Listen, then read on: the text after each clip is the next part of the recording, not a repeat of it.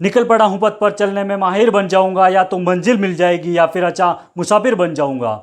नमस्कार दोस्तों, PS academy में आपका स्वागत है। मैं सेल्फ प्रवीण सिंह सिसोदिया, और आज हम पढ़ने वाले हैं भारतीय कृषि के जो उत्पादन क्षेत्र हैं उनके बारे में, और तकनीकी सुधार क्या क्या हुए भारतीय कृषि के अंदर, और संस्थागत सुधार क्या हुए, और इसके साथ ही साथ हम पढ़ेंगे कि भाई भारतीय कृषि के ऊपर वैश्वीकरण का क्या क्या प्रभाव पड़ा। इन सब के बारे में पढ़ेंगे, जो हमने पिछले वीडियो में बताया था कि हम ये सारी चीज़ें कवर करेंगे। आज हम शुरू करने वाले हैं कि भाई भारतीय कृषि के जो उत्पादन क्षेत्र है वो कौन से हैं, यानी जायद का खरीफ फसल, रबी फसल, जायद फसल, इन तीनों के बारे में अच्छे से डिटेल से पढ़ेंगे। और कौन सी फसलें हैं जो हमारे लिए इम्पोर्टेंट है, यानी एग्जाम पॉइंट ऑफ व्यू से लिए इम्पोर्टेंट है, क्योंकि लगातार पिछले सालों के क्वेश्चन पढ़े हम। तो चावल के बारे में पूछा था यूपीएससी में, तो हमें ये भी पढ़ना है कि भाई कौन सी फसलें कहाँ पे होती है, उनका किस प्रकार से क्षेत्र है, उनका योगदान क्या देश की जीडीपी के अंदर, पूरी संपूर्ण कृषि का, और किन फसलों का कितना उत्पादन होता है। ये सारी चीज़ें हम लगातार इसमें कवर करेंगे, स्टेप बाय स्टेप सारी चीज़ों को देखते हैं। तो आज हम पढ़ने वाले हैं भारत के कृषि उत्पादन क्षेत्रों के बारे में, और इसके बाद पढ़ेंगे कि भाई भारत के अंदर कृषि क्षेत्र के अंदर जो तकनीकी सुधार हुए हैं उनके बारे में पढ़ेंगे डिटेल से। और साथ ही साथ हम भारत के जो संस्थागत सुधार हुए कृषि क्षेत्र के अंदर उनके बारे में भी डिटेल से पढ़ेंगे। और साथ में ये भी पढ़ेंगे कि भारतीय कृषि के ऊपर वैश्वीकरण का क्या क्या प्रभाव पड़ा है, यानी भारतीय कृषि के ऊपर वैश्वीकरण का प्रभाव पड़ा है, उनके बारे में भी पढ़ेंगे डिटेल से। और जो महत्वपूर्ण फसलें हैं जो उनके बारे में डिटेल से पढ़ेंगे, क्योंकि लगातार पिछले कई सालों से एग्ज़ाम में पूछा जाता है। अगर लास्ट साल के क्वेश्चन को देखें तो हम चावल के बारे में पूछा गया था, और कहीं ना कहीं एग्ज़ाम में किसी न किसी एग्ज़ाम में कोई ना कोई फसल का नाम पूछा जाता है, या फिर फसल के बारे में पूछा जाता है, उसके तापमान के बारे में, उसके टेम्परेचर के बारे में, वो कौन सी क्षेत्र में बोई जाती है, उनका जो वार्षिक वर्षा कितनी होती है, तो इन सब के बारे में पूछे जाते हैं। तो हम लगातार कोशिश करेंगे कि भाई सारी की सारी चीज़ों को कवर करवा सकूं मैं इस वीडियो के माध्यम से। और अगर इस वीडियो में सारी चीज़ें अगर नहीं भी होती है तो मैं आने वाले वीडियो में सारी चीज़ें डिटेल के साथ मैं सारी की सारी उसमें करवा दूंगा। तो आप घबराना मत कि सारी सर ने छोड़ दी है सारी चीज़ें, तो मैं एक भी चीज़ छोड़ने वाला नहीं हूँ, सारी चीज़ों को डिटेल से पढ़ेंगे। और आज हम शुरुआत करने वाले टॉपिक पहला टॉपिक है वो है भारत के जो कृषि उत्पादन क्षेत्र है उनके बारे में। भारत के कृषि उत्पादन क्षेत्रों के बारे में पढ़ते हैं तो हम इसमें 2-3 चीज़ों को देखते हैं, और साथ ही साथ हम ये भी जानेंगे कि भाई भारतीय कृषि हो रही है उसमें जो मतलब रेगिस्तानी क्षेत्र, मान लें कि भारत भौगोलिक क्षेत्र से बहुत ही विपरीत विविधता के साथ भौगोलिक परिस्थितियाँ भारत के अंदर, तो उसके अंदर जो दक्षिण क्षेत्र में मतलब खेती होती है वो उत्तरी क्षेत्र में एक अलग प्रकार की होती हैं, और फिर पश्चिमी क्षेत्र में एक अलग प्रकार की होती हैं, और पूर्वी क्षेत्र में तो एक नई विविध प्रकार की फसलें बोई जाती हैं। तो इस प्रकार के जो एक अंतर पाया जाता है फसलों के अंदर, ये बहुत चीज़ें हमें बहुत कुछ सिखाता है।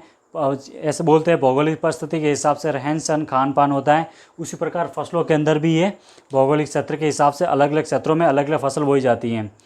तो अब शुरुआत करते हैं कि भाई भारत के कृषि के उत्पादन क्षेत्र ऋतुओं के आधार पर भारतीय जो कृषि फसलों को 3 भागों में बांटा गया है। ये कौन सी हैं? तो पहली है खरीफ फसल, जिसको वर्षा फसल भी बोलते हैं, यानी वर्षा जो बारिश के समय यानी मानसून के समय बोई जाने वाली फसल होती है, इसलिए इसको खरीफ फसल है ये। अब इसके बारे में डिटेल से पढ़ते हैं, ये कब होती है? तो वर्षा ऋतु में ली जाने वाली फसलें, यानी वर्षा ऋतु में जो फसलें ली जाती है उनको खरीफ फसल कहा जाता है। इस फसल को बोने का समय क्या है? तो समय है जून जुलाई से लेकर अक्टूबर नवंबर तक, यानी कि जो खरीफ की फसल होती है वो जून जुलाई से लेकर अक्टूबर नवंबर तक बोई जाती हैं। अब इसमें खरीफ फसल में कौन सी मुख्य फसलें हैं? तो धान, मक्का, बाजरा, ज्वार, कपास, तिल, मूंगफली, मूंग मसूर आदि, ये सारी की सारी जो फसलें हैं खरीफ फसलें कहलाएगी। अब दूसरी फसल देखते हैं रबी की फसल ठंडी के समय बोई जाती हैं, यानी शीत ऋतु के अंदर। हम शीत ऋतु के अंदर इसको बोते हैं, इसीलिए इसको रबी फसल कहा जाता है। ये ठंडी ऋतु में यानी शीतकाल में बोई जाने वाली फसल है रबी फसल, और इसका समय है जो है अक्टूबर नवंबर से लेकर मार्च अप्रैल तक रबी फसल का। और रबी फसल के अंदर कौन सी मुख्य फसलें हैं? तो वो है गेहूँ, चना, जौ, सरसों, अरंडी, अलसी, और ये सारी चीज़ें की वो सारी की सारी फसलें रबी फसलें कहलाएगी। फिर जायद के अंदर देखें तो हम जायद फसलों के अंदर ये गर्मी के समय बोई जाने वाली फसल है। फसल का समय जो मार्च से लेकर जून तक का है, यानी रबी नहीं जायद फसल का समय है जो मार्च से लेकर जून तक का समय होता है। इसके अंदर मुख्य फसलें कौन सी हैं? तो धान, मक्का, मूंगफली, तिल, बाजरा, तरबूज, ककड़ी, खरबूजा, ये सारी की सारी जायद फसलें हैं। दोस्तों इसके आगे फसलें मैं कंटिन्यू बताने वाला हूँ कि कौन सी फसलें हम बताएंगे। जो नकदी फसलें हैं उसके बारे में भी डिटेल से बताएंगे। जो इम्पोर्टेंट चीज़ें जैसे कपास की फसलें कपास कब होता है, फिर गेहूं की फसल कब बोई जाती हैं, धान की फसल कब बोई जाती हैं, बाजरा कब बोया जाता है, मक्का कब बोया जाता है, फिर गन्ना की फसल कब होती है, इन सब के बारे में डिटेल्स हम जानेंगे। तो कंटिन्यू आप वीडियो को देखते रहना। और साथ ही साथ मैं आपको बता दूं कि ये सारी चीज़ें हमें कहाँ पे काम आने वाली है। जो अभी 2020 और 21 के अंदर जो यूपीएससी पीटी का एग्ज़ाम दे रहे हैं उनके अंदर पूछे जाने वाली ये चीज़ें हैं। आने वाले क्वेश्चन के अंदर एक फ्रेमवर्क के तौर पे काम करेगी, क्योंकि कई सालों से फसलों के ऊपर क्वेश्चन पूछते रहे। ये इकोनॉमिक के अंदर भी पूछा जाता है और दूसरा कि ये मेंस एंड पीटी दोनों के अंदर आता है, और भौगोलिक अर्थशास्त्र मतलब आर्थिक भूगोल के अंदर, यानी कि इकोनॉमिक ज्योग्राफी के अंदर भी ये चीज़ें कवर करवाई जाती है। तो उसके अंदर भी ये काम आएगी। कहीं ना कहीं हमें काम ही चीज़ आने वाली हैं। और हम भारतीय परिस्थिति के हिसाब से यानी ऋतुओं के हिसाब से फसलें और मिट्टी के हिसाब से जो फसलें बोई जाती हैं उन चीज़ों के बारे में हम इसमें डिटेल से जान पाएंगे। तो आप लगातार वीडियो को देखते रहना और अंत तक। और दोस्तों मैं ये बात और कहना चाहता हूँ, अगर आपको ये वीडियो अच्छा लगता हो तो like, comment, share and subscribe करते रहना, ताकि ऐसे ही मैं वीडियो बनाते रहूँ और मुझे मोटिवेशन मिलता रहे। तो अब हम जानेंगे कि भाई कौन सी फसल है। तो मुख्य धान्य फसलों की बात करेंगे हम। कुछ 2-3 फसलों का नाम लेते हैं।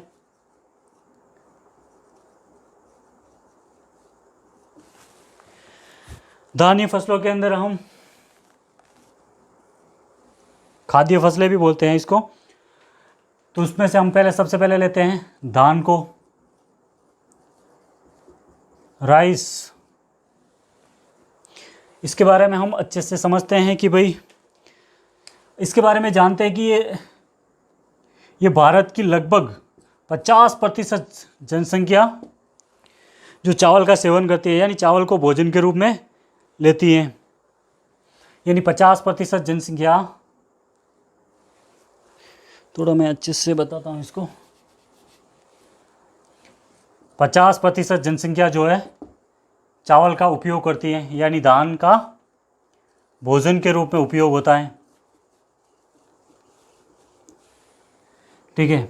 अब ये किस प्रकार के जलवायु में पाई जाने वाली, यानी किस प्रकार की जलवायु में ये बोई जाती हैं। तो ये उष्णकटिबंधीय फसल है।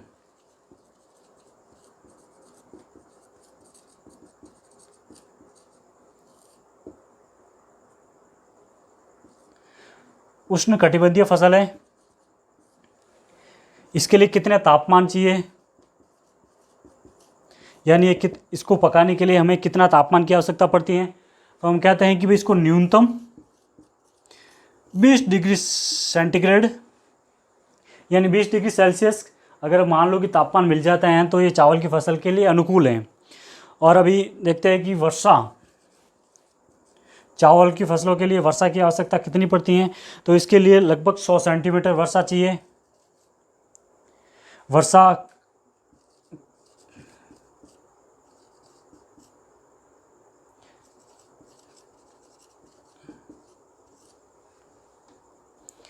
ये 100 सेंटीमीटर वर्षा में अनुकूल है। अब इसमें चावल बोए जाने वाले कौन से राज्य हैं। महत्वपूर्ण राज्यों की बात करूँ तो सबसे ज़्यादा चावल उत्पादन कहाँ पर होता है, तो ये भी जानते हैं भाई हम सीधा भाई पश्चिम बंगाल, तमिलनाडु, यानी जो चावल उत्पादन राज्य में उनकी बात कर रहे हैं। पश्चिम बंगाल, तमिलनाडु हो गए, बिहार हो गया, उड़ीसा हो गया, बिहार, ओडिशा, ये मुख्य राज्य हैं जहाँ पे धान की खेती होती है, यानी धान की फसल बोई जाती है। अब हम दूसरा देखते हैं गेहूं के बारे में। गेहूं अक्सर ज़्यादा देखा जाए तो हरियाणा, पंजाब और राजस्थान और पश्चिमी यूपी में बोई जाने वाली फसल है।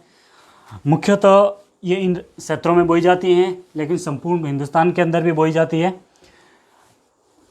मुख्य रूप से इन 4 स्टेट में बोई जाती हैं। तो हम गेहूं के बारे में पढ़ते हैं। गेहूं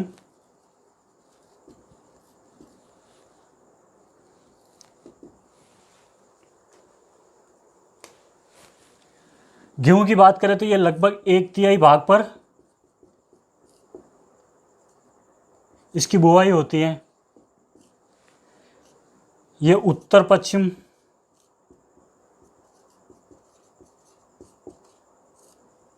जो मतलब भारत का उत्तर पश्चिम भाग है, वहाँ के रहने वाले लोग इसका ज़्यादातर इसकी बुवाई और खाने में उपयोग करते हैं, खान पान के लिए। फिर गेहूं के लिए जो कौन सा मतलब जलवायु होती है, तो समशीतोष्ण कटिबंध की फसल है। समशीतोष्ण कटिबंध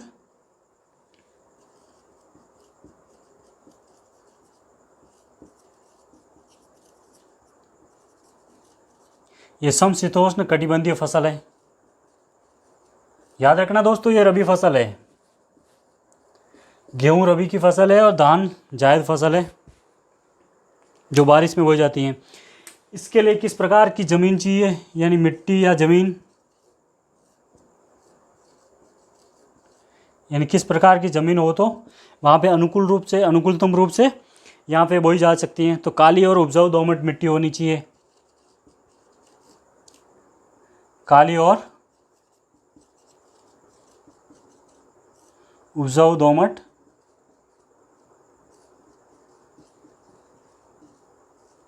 काली और उपजाऊ दोमट मिट्टी हो, वहाँ पे गेहूं की अच्छी खासी फसल हो जाती है। फिर इसके लिए वर्षा की कितनी आवश्यकता होती है, तो लगभग 75 सेंटीमीटर वर्षा इसके लिए अनुकूल है। 75 सेंटीमीटर वर्षा अनुकूल जो वार्षिक वर्षा है वो, और 100 सेंटीमीटर या उससे अधिक वर्षा वाले क्षेत्रों में गेहूं की बुआई है वो वहाँ पर होगी नहीं। यानी 100 सेंटीमीटर और 100 सेंटीमीटर से अधिक वर्षा वाले क्षेत्र है अगर, तो वहाँ पे ये गेहूं की फसल नहीं होगी। तो आपको ये याद रखना। हरित क्रांति के बाद गेहूं का उत्पादन लगभग 2 गुना हो गया था। ये भी चीज़ आपको याद रखनी है। गेहूं की खेती मुख्य रूप से कहाँ पर होती है, तो पंजाब, हरियाणा, राजस्थान और वेस्ट यूपी के अंदर ये होती है। और दूसरी बात ये भी कि पंजाब को गेहूं का भंडार वाला राज्य कहा जाता है। गेहूं का भंडार वाला राज्य क्यों कहा जाता है, क्योंकि पंजाब के अंदर बहुत सी नदियाँ बहती हैं। नदियों के द्वारा पूरे पंजाब के अंदर नहरों के माध्यम से, सिंचाई के माध्यम से जो गेहूं की फसल है वो बहुत ज़्यादा बोई जाती हैं। और जो उसका जो उत्पादन होता है मतलब नहरों के माध्यम से बोकर उसका उत्पादन बहुत ज़्यादा होता है। इसीलिए वहाँ के गेहूं का भंडार के राज्य कहा जाता है। अब हम तिलहन की फसल देखते हैं। तिलहन में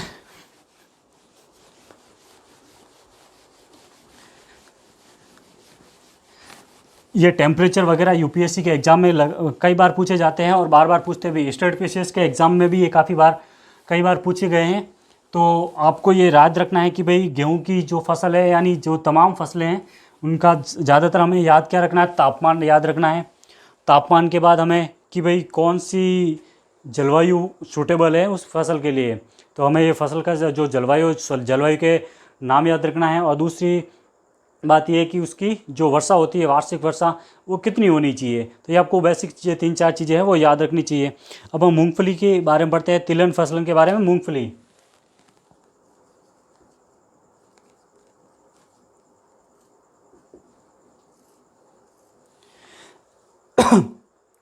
मूंगफली तो इसके लिए किस प्रकार की मिट्टी चाहिए और किस प्रकार मतलब किस प्रकार की ज़मीन होनी चाहिए, और इसका तापमान कितना तापमान होना चाहिए, वर्षा होनी चाहिए। तो तापमान इसकी बात करें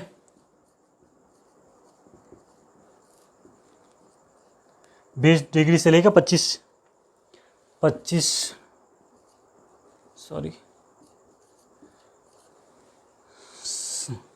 ये होना चाहिए। फिर वर्षा की बात करूँ तो इसके लिए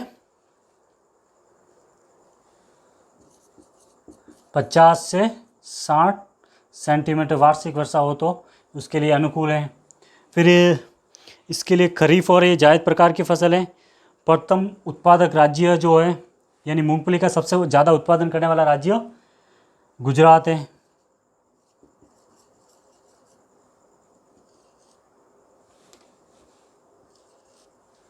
गुजरात जो फर्स्ट राज्य है जो मूंगफली का सबसे ज़्यादा उत्पादन करता है। इसके लिए मिट्टी की बात करें तो ये काली मिट्टी, काली व दोमट, काली मिट्टी होगी, काली या फिर दोमट मिट्टी होनी चाहिए। ये लाल मिट्टी में भी थोड़ी बहुत होती है, लावा युक्त जो रेतीली मिट्टी होती है उसमें भी ये होती है। तो आपको ये मूंगफली के बारे में ये याद रखना चाहिए। और मूंगफली उत्पादन करने वाला सबसे प्रथम राज्य कौन सा है? प्रथम राज्य गुजरात है। तो आप नोट डाउन करते रहना साथ साथ में, ताकि आपको कोई दिक्कत ना हो, क्योंकि मैं सारी चीज़ें कंटिन्यू बताता रह रहा हूँ। क्योंकि मुझे वीडियो, अगर मैं एक एक चीज़ को खड़ा रह गया तो मैं वीडियो बहुत लंबा हो जाएगा, इसलिए मैं चीज़ों को जल्दी जल्दी कवर करवा रहा हूँ। आप साथ साथ में नोट डाउन करते रहो, ताकि क्या है कि आपको कोई भी चीज़ मिस ना हो। अगर मिस भी हो जाए तो आप वीडियो को दोबारा देखकर फिर से नोट डाउन कर देना, ताकि आपकी कोई भी चीज़ें छूटे नहीं। अब हम देखते हैं भाई पेय फसल के बारे में। पेय फसल में हम लेते हैं चाय, टी। हम चाय के बारे में पढ़ते हैं। चाय कौन सी जलवायु में होता है? तो चाय उष्ण और समशीतोष्ण कटिबंधीय जलवायु की में बोई जाने वाला पौधा है। और इसके लिए ज़मीन किस प्रकार की होनी चाहिए? तो मैं चाय के लिए ज़मीन की बता दूं कि जहाँ पानी की तरलता से, यानी कि पानी हो जो सरलता से डायरेक्ट बहकर नीचे चला जाए, यानी ढलान वाली जगह होनी चाहिए। लोहे युक्त वाली ज़मीन होनी चाहिए। लोह तत्व जहाँ पे मौजूदगी हो, वहाँ पे लोह तत्वों की मौजूदगी हो वो ज़मीन हो, वहाँ पर चाय के उत्पादन बहुत ज़्यादा होता है। तो ये होना चाहिए। तापमान वहाँ का 20 डिग्री से लेकर 30 डिग्री सेंटीग्रेड होना चाहिए। और वर्षा, वहाँ की वार्षिक वर्षा 200 सेंटीमीटर होनी चाहिए। और मुख्य राज्य चाय में कौन से हैं? तो आसाम हो गया, फिर बंगाल हो गया, आसाम हो गया, बंगाल हो गया, फिर उत्तराखंड हो गया, यूपी हो गया, तमिलनाडु हो गया, और कर्नाटक हो गया, केरल, कर्नाटक। और लगभग आसाम और पश्चिम बंगाल दोनों को मिलाकर लगभग देश में जो उत्पादन होता है टोटल चाय का, वो 75% उत्पादन ये दोनों राज्य करते हैं। तब हम कॉफ़ी के उत्पादन के बारे में भी पढ़ लेते हैं। आपको अगर लिखवाना हो तो मैं लिखवा देता हूँ। तापमान जो है 20 डिग्री से लेके 30 डिग्री होना चाहिए चाय के लिए। चाय कौन सी जलवायु में होता है? तो ये उष्ण कटिबंधीय, उष्ण व समशीतोष्ण, उष्ण कटिबंध होना चाहिए और समशीतोष्ण कटिबंधीय, कटिबंधीय क्षेत्रों में होता है ये। फिर इसके लिए जो वर्षा है 200 सेंटीमीटर होनी चाहिए, 200 सेंटीमीटर होनी चाहिए। चाय उत्पादन राज्यों में बात करूँ तो मैं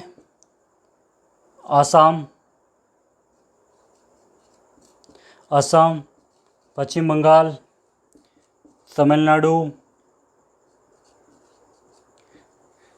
केरल, कर्नाटक, ये मुख्य राज्य हैं जहाँ पे चाय का उत्पादन होता है। और कुछ यूपी के अंदर भी होता है। तो ये मोटे मोटे राज्य हैं। और ये चाय के बारे में। अब हम पढ़ते हैं कॉफ़ी के बारे में। तो वो भी पेय पदार्थ ही हैं। तो कॉफ़ी के बारे में पढ़ लेते हैं। साथ ही साथ कॉफ़ी के लिए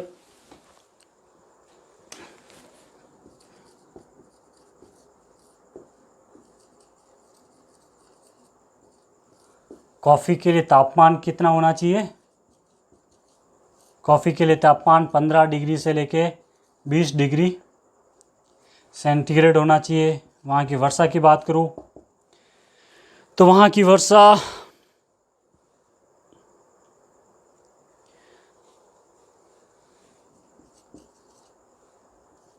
ये 15 से लेके 28 डिग्री सेंटीग्रेड तापमान होना चाहिए। और ये 150 से लेके 200 सेंटीमीटर वर्षा हो तो उस क्षेत्र में होती है। ढलान वाली ज़मीन होनी चाहिए। पर्वतीय ज़मीन हो तो और भी अच्छा है। ढलान वाली ज़मीन हो जहाँ पे पानी फिसलकर सरलता से नीचे बह जाए, तो ऐसी जगहों पर ये फसल बोई जाती है। अब हम पढ़ते हैं नकदी फसल के बारे में।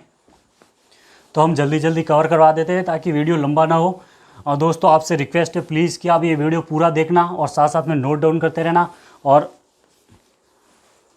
ये वीडियो पसंद आने पर आप लाइक कमेंट एंड सब्सक्राइब भी साथ साथ में करते रहना, ताकि आपको आने वाली वीडियो के नोटिफिकेशन मिलते रहे लगातार। और अभी हम कपास के बारे में पढ़ते थे हैं, इंग्लिश में कॉटन बोलते हैं।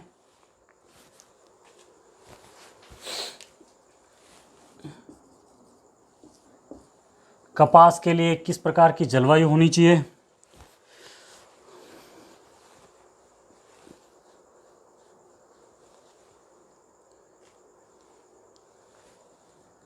यानी तापमान कितना हो? तापमान 20 से लेकर 35 डिग्री, 20 डिग्री से लेकर 35 डिग्री सेल्सियस हो। वर्षा की बात की जाए तो ये 30 से लेकर 75 सेंटीमीटर होनी चाहिए। फिर ये कौन से मतलब इसके लिए वो क्या बोलते हैं, समय कितना होना चाहिए? समय अंतराल के बारे में पढ़ते थे। समय अंतराल, समय अंतराल के बारे में पढ़ते हैं। 6 से लेकर 8 महीना, महीने का होता है, यानी 8 महीने का। और इसके अंदर जो कपास उत्पादन राज्य हैं, कपास उत्पादन राज्य में सबसे नंबर 1 है वो गुजरात हैं। सबसे ज़्यादा उत्पादन गुजरात में होता है कपास का। और कपास उत्पादन उपयोग निर्यात में भारत विश्व में सेकंड स्थान पे है। यानी उत्पादन, उसका उपयोग की बात करें या फिर निर्यात की बात करें, यानी उत्पादन में, उपयोग में और निर्यात में भारत जो है विश्व में सेकंड स्थान पे है कपास के मामले में। तो आपको कपास पढ़ लिया। अब हम आगे बढ़ते हैं, गन्ने के बारे में पढ़ लेते हैं, गन्ने की फसल के बारे में।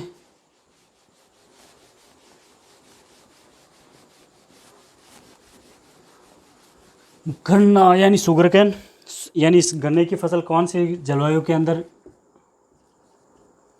गन्ना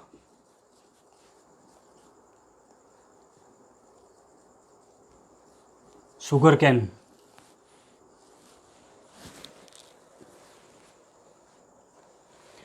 पहले मोटा मोटी बात बता देता हूँ कि गन्ना उत्पादन में भारत जो है, यानी गन्ने का जो बुआई होती है, ओवरऑल बुआई भारत के अंदर सबसे, यानी विश्व के सबसे ज़्यादा बुआई भारत के अंदर होती है।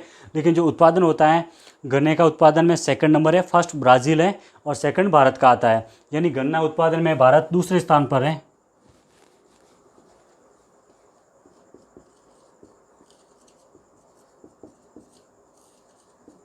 गन्ना उत्पादन में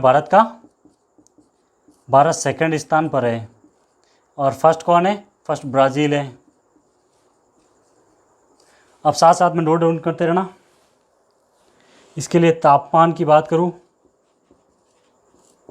तो 21 डिग्री से लेकर 27 डिग्री तक सेल्सियस की होनी चाहिए। वर्षा की मैं बात करूं तो 75 से लेकर 100 सेंटीमीटर वर्षा की आवश्यकता होती है इसके लिए, गन्ने के लिए।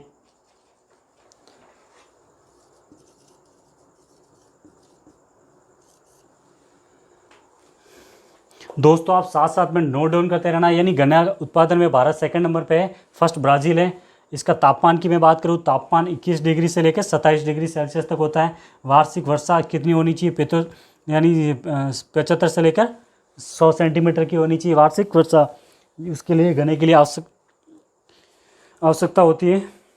और गन्ना उत्पादन राज्य में कौन से राज्य हैं तो हम इसके बारे में पढ़ देते हैं। यानी मुख्य राज्य कौन से हैं गन्ना उत्पादन में? यूपी, महाराष्ट्र, यूपी हो गया, महाराष्ट्र हो गया, तमिलनाडु हो गया, कर्नाटक हो गया, आंध्र प्रदेश हो गया और गुजरात आदि राज्य।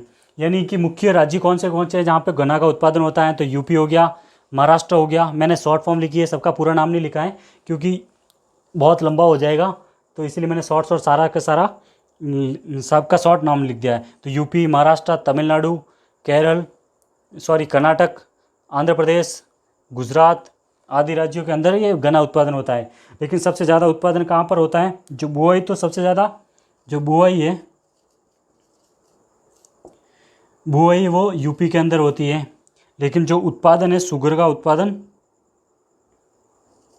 शुगर यानी चीनी, चीनी के उत्पादन में महाराष्ट्र फर्स्ट नंबर पे है। यानी कि यानी बुआई तो सबसे ज़्यादा यूपी के अंदर होती है, लेकिन जो उत्पादन होता है शुगर का वो सबसे ज़्यादा महाराष्ट्र के अंदर होता है। यानी एमएच है, महाराष्ट्र जो फर्स्ट नंबर पर है गन्ने के उत्पादन के मामले में, यानी चीनी उत्पादन के मामले में। अब हम कुछ खरीफ फसलों के बारे में देख लेते हैं कि खरीफ की फसलें कौन सी हैं, जो कितना तापमान होना चाहिए, उनके लिए टेम्परेचर कितना होना चाहिए, उसके लिए कितनी सेंटीमीटर की बारिश अनुकूल रहेगी, इन सब के बारे में भी हम साथ साथ में पढ़ लेते हैं। आप साथ साथ में नोट डाउन करते रहना दोस्तों, ताकि आपको कोई भी चीज़ मिस ना हो। मैं बार बार ये आपसे अनुरोध कर रहा हूँ और बार बार ये मैं कह रहा हूँ। अभी आप हम पढ़ते हैं बाजरी के बारे में।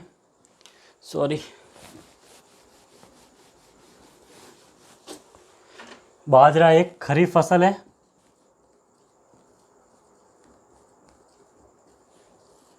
ठीक है,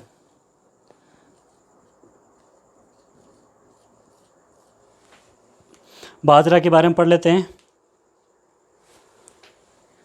बाजरा को ज़्यादातर श्रमिकों का अनाज कहा जाता है।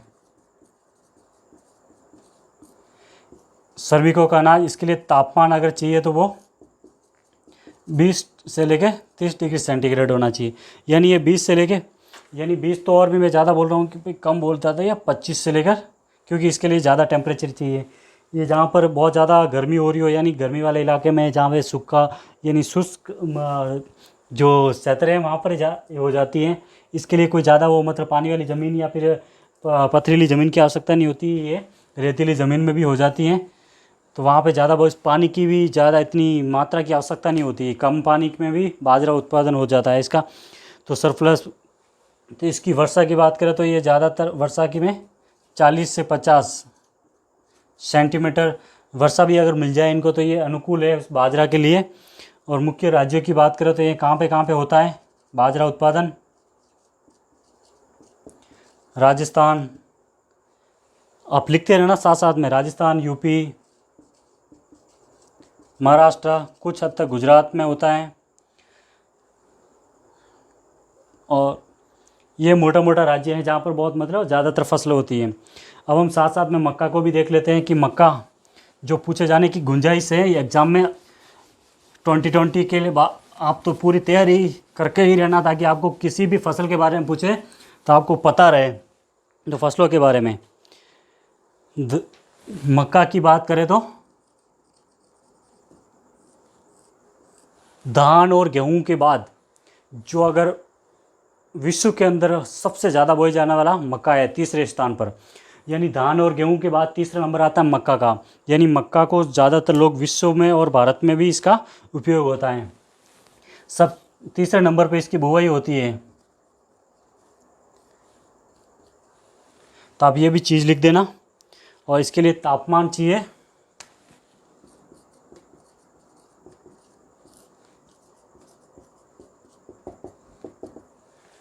तापमान, इसके लिए भी कोई ज़्यादा आवश्यकता नहीं होती। ये भी बाजरा जैसा ही है, यानी खरीफ फसल में आता है तो ये 21 से लेकर 27 डिग्री सेल्सियस में हो जाता है और 50 से 100 सेंटीमीटर तक हो जाता है। यानी कि 21 से 27 डिग्री सेंटीग्रेड में हो जाता है।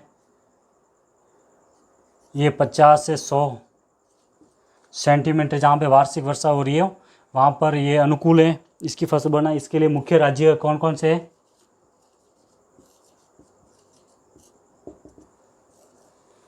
मुख्य राज्य प्रमुख हैं इसमें मक्का का जो ज़्यादातर उत्पादन होता है प्रोडक्शन, वो राजस्थान, यूपी, बिहार, एमपी, पंजाब और फिर जम्मू एंड कश्मीर, हिमाचल प्रदेश, कर्नाटक और आंध्र प्रदेश में इसका उत्पादन होता है। तो मैं आपको लिख देता हूँ। लिखने की क्या आवश्यकता है दोस्तों, आपने सुन लिया कि भाई सबसे ज़्यादा मतलब मक्का बोया जाने वाला राज्य है राजस्थान हो गया, यूपी हो गया, फिर यूपी, बिहार और एमपी हो गया, पंजाब हो गया, JNK हो गया, हिमाचल प्रदेश हो गया, कर्नाटक और आंध्र प्रदेश हो गया।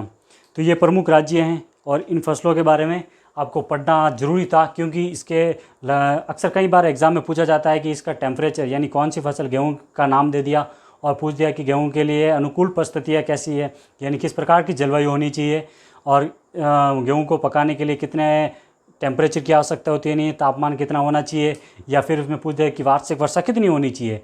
तो इस प्रकार के पूछा जाता है बार बार क्वेश्चन। तो आप पूरे मतलब प्रिपेयर रहना है। 2020 का एग्ज़ाम दे रहे हो तो भी, और आगे आने वाला एग्ज़ाम दे रहे हो 2021 वाला, तो भी उसके लिए भी आपको प्रिपेयर होकर रहना है कि भाई कोई भी फसल पूछे आप पूरी तरह से प्रिपेयर रहो। तो उम्मीद करता हूँ दोस्तों आपको ये वीडियो अच्छा लगा होगा। अगर अच्छा लगा तो like, comment, share and subscribe कीजिए और ज़्यादा से ज़्यादा अपने दोस्तों के बीच में शेयर कीजिए, ताकि वो भी इस वीडियो के माध्यम से एग्ज़ाम की तैयारी अच्छे से कर पाए।